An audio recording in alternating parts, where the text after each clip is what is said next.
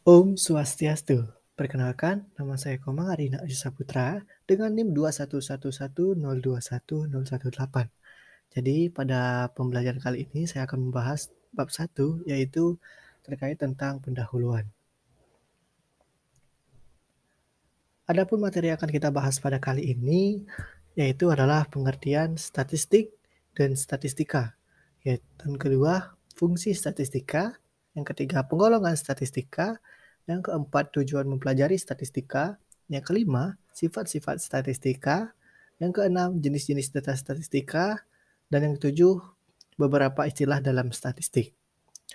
Kita masuk pada materi yang pertama adalah pengertian statistik dan statistika. Menurut Sugiono, pada tahun 1999 pada buku halaman 1 dan 2 menjelaskan tentang statistik. Statistik merupakan ukuran yang diperoleh atau berasal dari sampel, yaitu sebagai lawan dari parametrik yang berarti ukuran yang diperoleh atau berasal dari populasi.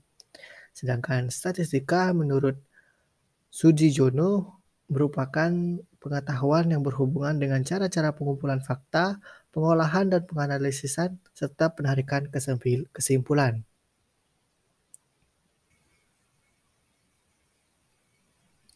Selanjutnya ada fungsi dari statistika. Yang ada fungsi statistika dibagi menjadi dua, yaitu dari penjelasan statistik deskriptif dan juga statistik inferensial. Jadi fungsi dari statistik deskriptif itu untuk membuat data yang bermakna yang dapat disajikan dengan berbagai bentuk, dari tabel atau daftar, gambar, diagram atau grafik, ukuran tendensi sentral, mean atau rata, median atau nilai tengah, dan modus. Ukuran variabilitas, dispersi atau penyebaran, rentangan, simpangan, deviasi, simpangan baku, dan varians. Lalu fungsi dari statistik inferensial itu digunakan untuk melakukan generalisasi dari sampel ke populasi dan uji hipotesis membandingkan atau uji keperbedaan atau kesamaan dan menghubungkan yaitu uji keterkaitan dan kontribusi. Lalu untuk memprediksi dengan teknik regresasi linear, regresasi kurvilinier, kuadratik, logaritmik, hyperbolik, dan lain-lain sebagainya. Korelasi keterkaitan hubungan timbal balik yaitu derajat hubungan, koefisien, korelasi, dan kadar sumbangan koefisien diskriminasi. Lalu selanjutnya ada penggolongan statistika. Menurut Jane, tidak menjelaskan secara rinci penggolongan statistika. Namun pada Zenton menggolongkan statistika menjadi dua, yaitu statistik deskriptif dan statistik induktif atau inferensial. Statistik deskriptif merupakan bidang ilmu statistika yang mempelajari tentang cara penyusunan dan penyajian data yang dikumpulkan dalam suatu penelitian. Dan untuk statistika induktif atau inferensial merupakan bidang ilmu statistika yang mempelajari tentang tata cara penarikan kesimpulan-kesimpulan mengenai keadaan populasi berdasarkan hasil analisis data terhadap bagian dari populasi yang disebut itu adalah sampel. Lalu kita masuk kepada tujuan mempelajari statistika. Nah, sekurang-kurangnya ada 3 tujuan mempelajari statistika. Ketiga tujuan yang dimaksud adalah untuk melakukan tugas dalam menganalisis data penelitian. Hal ini banyak dibutuhkan oleh para peneliti atau mahasiswa yang sedang dalam proses penyusunan skripsi, entah itu R1, S2, dan S3. Mahasiswa yang dalam skripsinya memiliki data kuantitatif dan bermaksud menggunakan teknik analisis statistik, namun memiliki pengetahuan statistika yang kurang memadai, maka akan mengalami kesulitan dan hambatan dalam penyelesaian skripsi, tesis, dan disertai lainnya. Lalu tujuan yang kedua itu untuk melakukan tugas-tugas dalam bidang administrasi di berbagai kantor dan instansi pemerintah maupun swasta. Di dalam instansi pemerintah maupun swasta hampir selalu dibutuhkan teknik-teknik atau cara penyajian data atau informasi yang terkait dengan bidang garapan instansi tersebut. Cara atau teknik yang diyakini paling praktis dan bersifat informatif adalah teknik statistik. Misalnya, penyajian data dalam bentuk tabel, distribusi frekuensi, grafik, rata, dan sebagainya. Lalu tujuan yang ketiga itu untuk memahami berbagai informasi dalam media cetak dan media elektronik yang sering menyajikan fakta atau informasi dalam bentuk statistik, seperti tabel, grafik, rata, dan lain-lainnya. Bagi seseorang yang tidak memiliki pengetahuan atau pemahaman yang memadai tentang statistik, maka akan mengalami kesulitan dalam memahami informasi-informasi yang disajikan dalam bentuk statistik tersebut. Dengan memiliki pemahaman yang memadai tentang statistik, maka seseorang akan lebih mudah dan lebih cepat untuk memahami informasi yang divisualisasikan dalam bentuk statistik. Selanjutnya ada tentang sifat-sifat statistika. Secara umum, statistika itu dibagi menjadi 3 sifat, yaitu yang pertama bersifat kuantitatif, bersifat objektif, bersifat dalam berbagai disiplin ilmu pengetahuan. Jadi bersifat kuantitatif artinya bahwa statistik hanya dapat melakukan tugasnya yaitu seperti menganalisis data yang berbentuk kuantitatif atau angka-angka. Oleh karena itu, jika seorang peneliti yang telah memiliki data berbentuk kualitatif berkeinginan menganalisis data, maka teknik statistik dapat tersebut harus dikonversi atau dirubah terlebih dahulu dalam bentuk angka-angka atau kualitatif.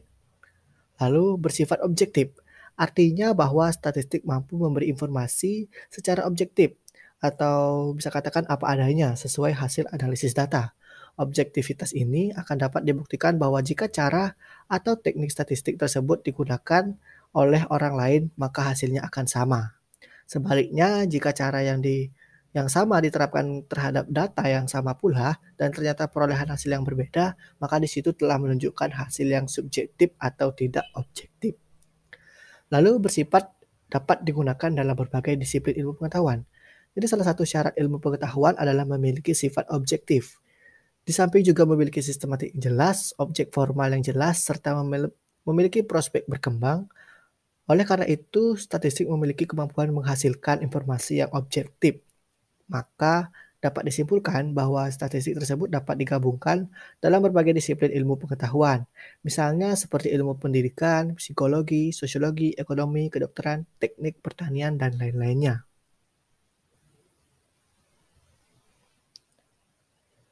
Selanjutnya kita masuk pada jenis-jenis data statistik. Nah, jenis-jenis ini terdapat dua jenis. Yang pertama itu jenis data menurut sifatnya. Jadi kita bahas terlebih dahulu jenis data menurut sifatnya. Menurut sifatnya ada dua jenis yaitu kualitatif dan data kuantitatif. Bisa dilihat di layar data kualitatif dan data kuantitatif. Data kualitatif merupakan data yang menggambarkan suatu objek atau variabel dalam bentuk sifat-sifat kategori, kriteria, klasifikasi. Misalnya baik buruk, tinggi sedang, rendah. Lalu ada data kuantitatif. Data kuantitatif merupakan data yang menggambarkan keadaan suatu objek atau variabel dalam bentuk angka-angka atau bilangan. Data kuantitatif ini ada dua yaitu deskriptif atau pilah dan data kontinum atau bersambung. Dari penjelasan data, diskrit atau pilah itu didapatkan berdasarkan hasil menghitung. Misalnya seorang menghitung 10 buah rumah dan 5 orang manusia, 5 ekor burung, dan lain sebagainya. Tidak ada yang menyatakan 10,5 buah rumah, 5,7 orang manusia, 5,4 ekor burung. Itu adalah salah satu contoh-contoh dari data diskrit atau data pilah. Lalu yang kedua itu tadi disebutkan data kontinum atau data bersambung. Data kontinum diperoleh dari hasil pengukuran. Misalnya, seorang guru mengukur kemampuan siswa dalam mata pelajaran IPA dengan alat ukur berupa tes dan mendapatkan hasil tes itu 70. Hasil pengukuran terhadap tinggi badan dengan alat ukur meteran diperoleh hasil 170 cm. Hasil pengukuran terhadap berat badan dengan alat ukur timbangan memperoleh hasil 30 kg dan lain sebagainya. Data hasil pengukuran tersebut bersifat kontinum atau bersambung, yakni memiliki rentangan. Misalnya skor berat badan itu 60 kg. Angka 60 tersebut memiliki rentangan mulai dari 59,50 sampai dengan 60,49. Artinya bahwa tidak ada yang menyatakan berat badan 59 atau 50 atau 60,49. Akan tetapi akan ditulis bilangan yaitu berat 60 kilogram. Jadi, skor 60 memiliki rentangan bersambung dari 59,5 sampai dengan 60,49. Demikian pula mengenai skor IPA seperti di atas.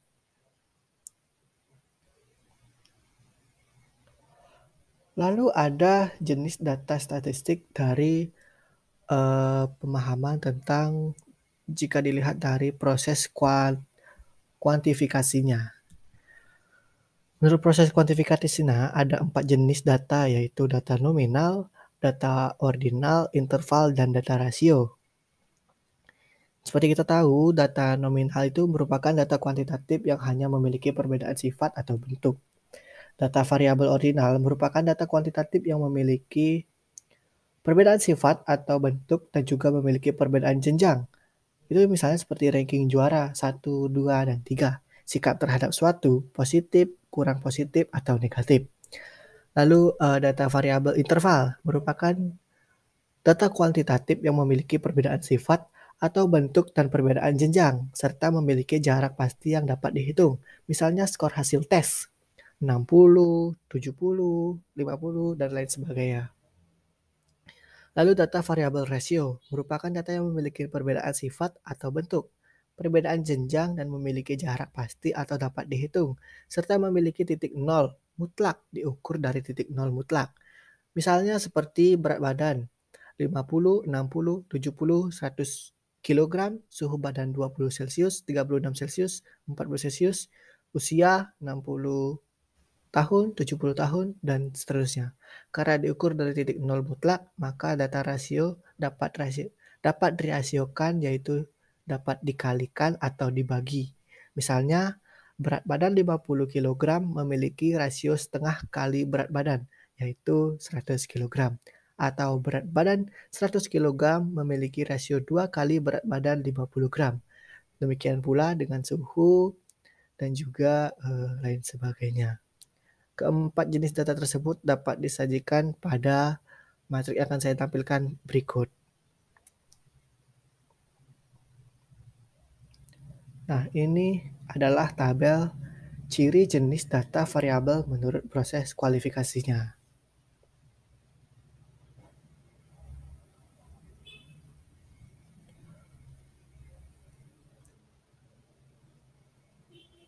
Pemahaman secara tepat tentang sifat data menurut proses kuantifikasinya menjadi salah satu kunci kecermatan bagi seorang peneliti dalam memilih dan menetapkan jenis teknik analisis statistik yang akan digunakan dalam proses penelitian, khususnya dalam hal penetapan teknik analisis statistik inferensial terhadap data penelitian yang bersifat kualitatif.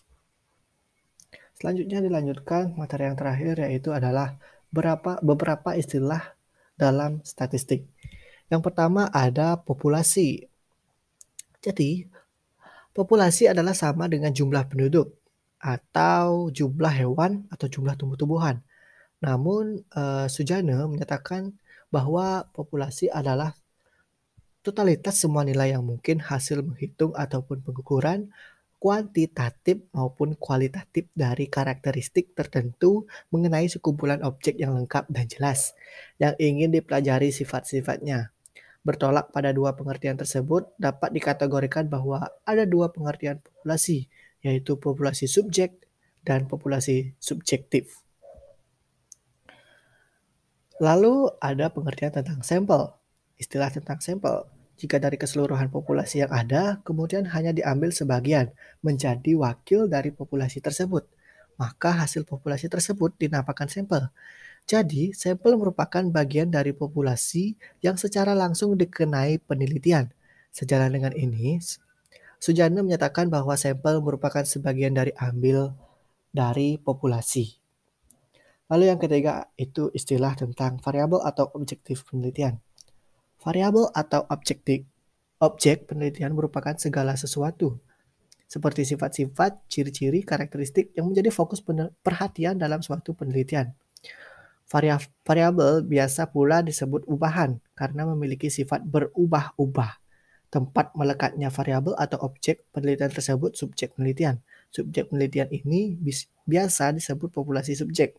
Sedangkan variabel objek penelitiannya biasanya disebut objek, populasi objek. Misalnya, kita agar lebih gampang, itu adalah hasil belajar, motivasi belajar, kecerdasan intelijensi, minat bakat. Namun ada juga jenis variabel yang tidak berubah dan variabel yang bersifat statis atau mati, seperti misalnya variabel jenis kelamin. Lalu yang terakhir itu adalah nilai variabel atau skor. Nilai variabel merupakan ukuran kuantitatif dari variabel yang diteliti. Nilai variabel ini ada dua jenis, yaitu bersifat kontinum bersambung atau skor yang diperoleh melalui pengukuran dan bersifat diskrit yang diperoleh melalui menghitung. Agar lebih gampang kita pahami, itu ada contohnya yaitu ukuran kuantitatif. Hasil belajar adalah 8, motivasi belajar adalah 40, kecerdasan atau intelijensi adalah 130, minatnya adalah 50, bakatnya adalah 60. Jadi angka skor 8, 40, 130, 50, dan 60 merupakan nilai variabel yang diperoleh dari hasil pengukuran terhadap variabel-variabel tersebut. Sedangkan angka 8 orang, 40 buah bangku, 50 unit rumah merupakan data diskrit yang diperoleh melalui proses menghitung, bukan hasil mengukur.